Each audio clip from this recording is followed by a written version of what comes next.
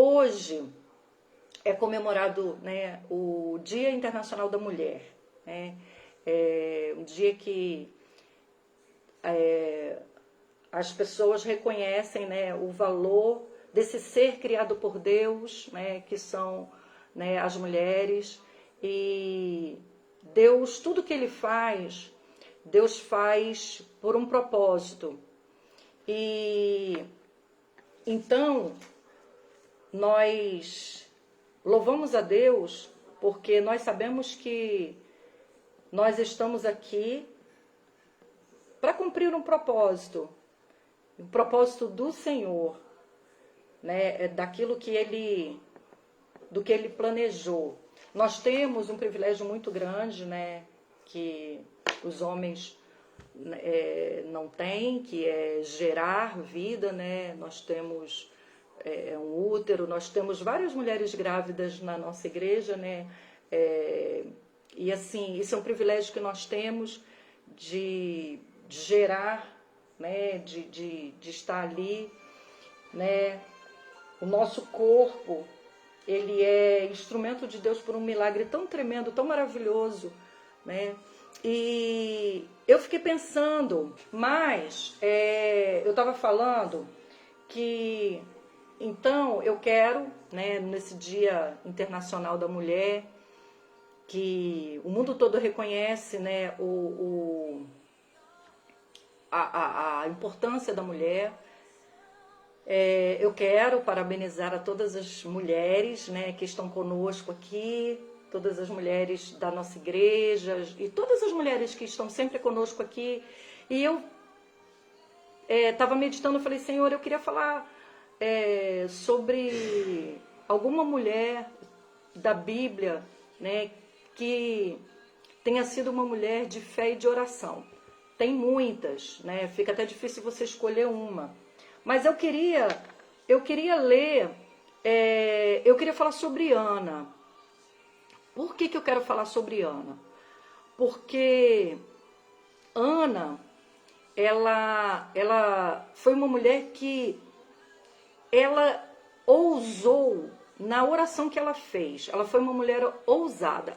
A Ana era uma mulher que ela tinha um desejo tão grande de ver,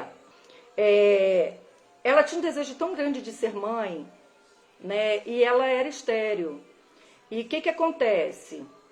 O seu esposo, naquele tempo, né, os homens tinham mais de uma esposa, e a outra esposa tinha filhos. E além da tristeza de Ana, dela não ser mãe, essa outra esposa tinha filhos e ela ficava constantemente zombando da esterilidade de Ana. E isso amargurava tanto Ana, trazia tanta tristeza ao coração de Ana, que eles tinham, né, o costume de viajar até Israel todos os anos, né, para fazer as suas ofertas, viajar até Jerusalém para fazer as suas ofertas. E Ana, quando foi ao templo para fazer a sua oferta, ela, numa dessas vezes, ela estava com uma angústia tão grande no seu coração, ela desejava tanto ser mãe, que ela então, eu vou ler para você, está no versículo... Eu vou ler no versículo 9, a partir do versículo 9. 1 Samuel 1, a partir do versículo 9. Certa vez, quando terminou de comer e beber em Siló, estando o sacerdote ali sentado numa cadeira junto à entrada do santuário do Senhor, Ana se levantou e, com a alma amargurada, chorou muito e orou ao Senhor. Então ela estava muito triste, muito amargurada, ela chorou, mas ela fez uma oração. E além de uma oração, Ana fez um voto ao Senhor. Um voto é uma promessa, mas é uma promessa... A palavra voto, ela tem um peso muito maior do que promessa, porque promessa pra gente, tem muita gente que promete muita coisa e não cumpre, né? A gente tem bem essa experiência com os nossos políticos, né? Mas Ana, quando foi orar, ela fez um voto ao Senhor, ela fez uma promessa ao Senhor. E foi esse voto que ela fez ao Senhor, no versículo 11. E fez um voto dizendo: ó Senhor dos exércitos, se tu deres atenção à humilhação de tua serva, te lembrares de mim, não te esqueceres de tua serva, mas lhe deres um filho, então eu o dedicarei ao Senhor por todos os dias de sua vida, e o seu cabelo e a sua barba nunca serão cortados. O voto que Ana fez foi: Senhor, se o Senhor me abençoar e me der um filho, esse filho, ele não vai ser meu, ele vai ser do Senhor. Ele vai servir ao Senhor por todos os dias da vida dele. Eu vou devolvê-lo ao Senhor. Ela fez essa oração. E ela continuou ali orando. E o sacerdote estava observando a oração de Ana. E Ana fazia essa oração, ela mexia com os lábios, mas a voz não saía. E aí, provavelmente, o modo como ela se comportava na amargura que ela estava sentindo, na tristeza que ela estava sentindo, no modo como ela estava orando, isso perturbou a Eli. Eli achou que ela estava bêbada, achou que era tão estranho como ela estava orando, que achou que ela estava bêbada. E aí ele foi lá chamar a atenção dela, né? Então ela respondeu, a partir do versículo 15: não se trata disso, meu Senhor. Eu sou uma mulher muito angustiada. Não bebi vinho nem bebida fermentada. Eu estava derramando minha alma diante do Senhor. Não julgues tua serva uma mulher vadia. Estou orando aqui até agora por causa da minha grande angústia e tristeza. Ela está dizendo aqui que ela diz assim: estou orando aqui até agora. Isso dá a entender que ela estava orando já tinha um tempo. Então, ela diz: olha, eu estou aqui orando até agora por causa da minha grande angústia e tristeza. E aí, Eli libera uma palavra para Ana: vá em paz. E que o Deus de Israel lhe conceda o que você pediu. Aí, a Bíblia diz que Ana saiu dali, diz, então ela seguiu o seu caminho, comeu e o seu rosto não estava mais abatido. Porque uns versículos antes do que eu comecei a ler, dizia que ela, nem comer ela queria comer. Ela estava tão angustiada, ela estava tão sofrida, que ela... Só que a gente vê aqui que no momento em que a palavra é liberada em direção a ela, que Deus lhe conceda o que você pediu, ela levantou dali, ela tomou posse do milagre dela naquela hora. E ela começou, ela mudou o seu comportamento a partir dali. Ela já se levantou, ela já acreditou,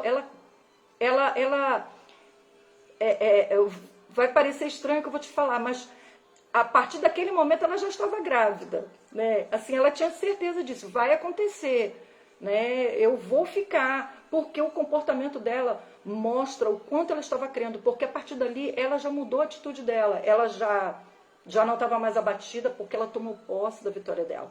E aí diz que eles, no dia seguinte, eles adoraram, né? Fizeram o culto deles lá e voltaram para a casa deles.